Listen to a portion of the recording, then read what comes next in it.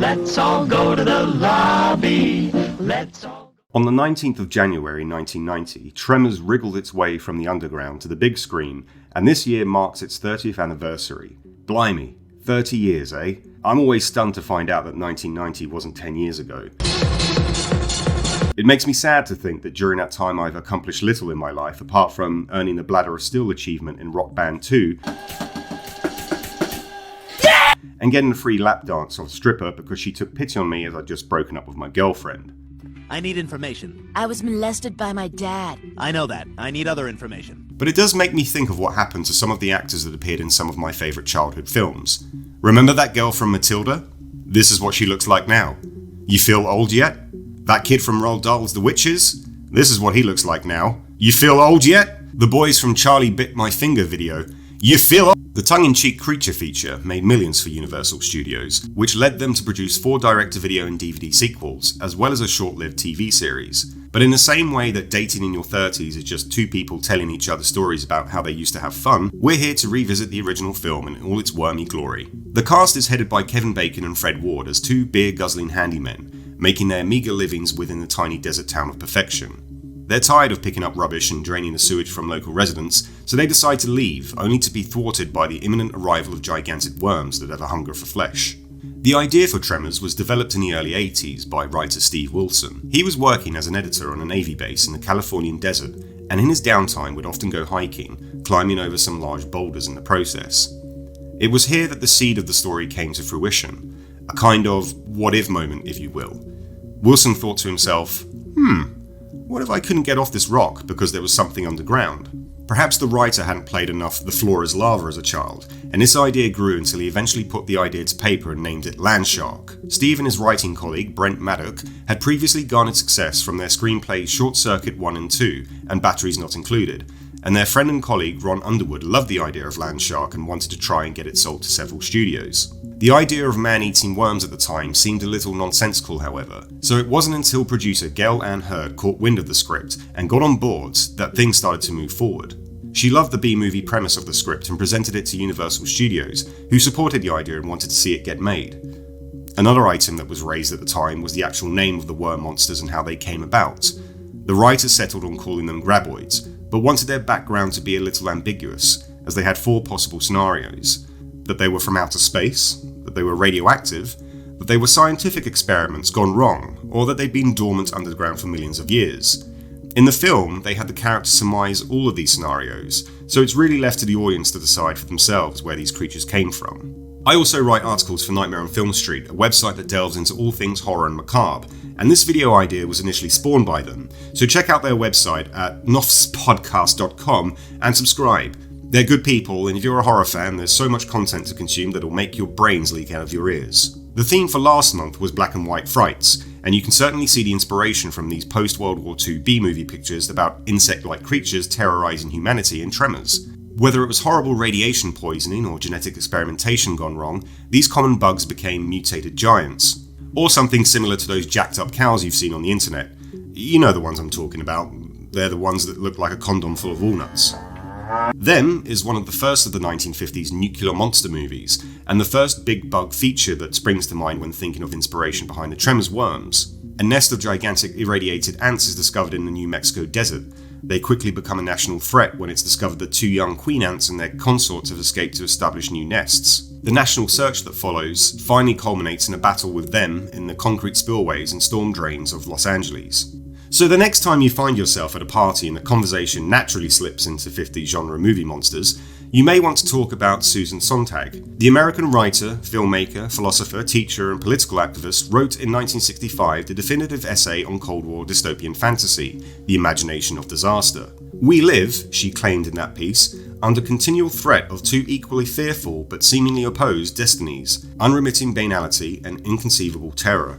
In layman's terms, a good fantasy, sci-fi or horror film provides a healthy dose of escapism, but it also keeps the focus on what we wish to escape from.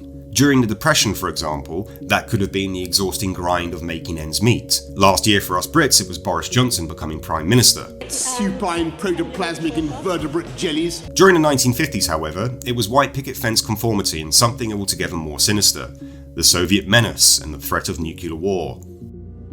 If a person consistently reads and advocates the views expressed in a communist publication, he may be a communist. From 1942 to 1945, US scientists worked on a secret program called the Manhattan Project, and it was with this new technology that they were able to create an atom bomb that obliterated Hiroshima and Nagasaki.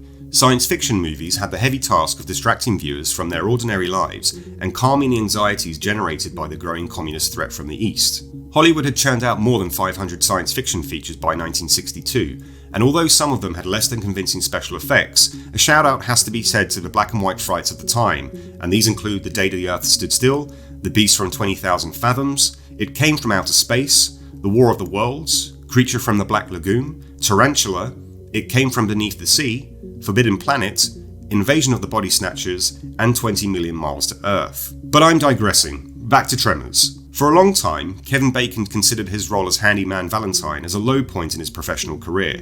And we're not looking at those EE adverts, Kev. You've made them yours. He couldn't believe that he was making a film about underground worms, and often had nightmares about them during the shoot. Thankfully, over the years, he's warmed to the movie, and even shot a pilot for a new TV series, which unfortunately wasn't picked up by the Sci-Fi Channel. In an Instagram post, he announced, "Sad to report that my dream of revisiting the world of perfection will not become a reality. Although we had a fantastic pilot, in my opinion, the network has decided not to move forward. Thanks to our killer cast and everyone behind the scenes who work so hard, and always keep an eye out for graboids." Fred Ward plays Earl, Val's best friend. He's also sick of the town of perfection and wants to leave, and it's the banter between each other and the endless games of rock, paper, scissors to make any decision that endears the audience to them. Finn Carter plays Rhonda, a student studying seismic activity in the desert and is the first to determine how many graboids are scuttling around perfection. Tremors as a film works because it's the interactions between these three. Although all of them have flaws, the viewer is genuinely invested in their plight and whether they'll make it out of the ordeal alive. Val may be the lunkhead with aspirations of finding a blonde bombshell with an ass that won't quit, but he continually makes heroic gestures by putting his own ass on the line to either save a kid on a pogo stick or run for a tractor to save the others. Earl may not be the most eloquent person, but he thinks on his feet and is always trying to make a plan to get them out of their mess. Rhonda isn't a damsel in distress either. She comes up with the idea to vault over the boulders when they get themselves stuck, and has the curious mind of a scientist when it comes to how the graboids live and get around the town. A special particular mention should go to Michael Gross, who plays Bert, a paranoid doomsday survivalist, who just finished playing Michael J. Fox's Dada in Family Ties and became one of the most popular characters in the film, being the only cast member to return for all the sequels and TV show. He almost steals the show from the main leads, and it's no wonder that all the sequels involve him. Broke into the wrong goddamn rec room, didn't you, you bastard? For the film's limited budget, the special effects are a breath of fresh air in today's heavily riddled CGI bonanza fest, incorporating matte paintings, puppets and animatronics. Yeah, I mean, you can see obvious shots where actors are standing in front of a screen, but the worms have weight to them as they burrow through the dirt and thrash when they erupt from the ground. The filmmakers tried to get all the effects completed in camera, and it's a testament to the old days of yore when teams would have to find ways of presenting the visual eye candy without relying on computers. I mean, yeah, the graboid bursting through the mountain at the end of the film does indeed look like a massive turd being spewed forth into the celestial toilet bowl of the desert.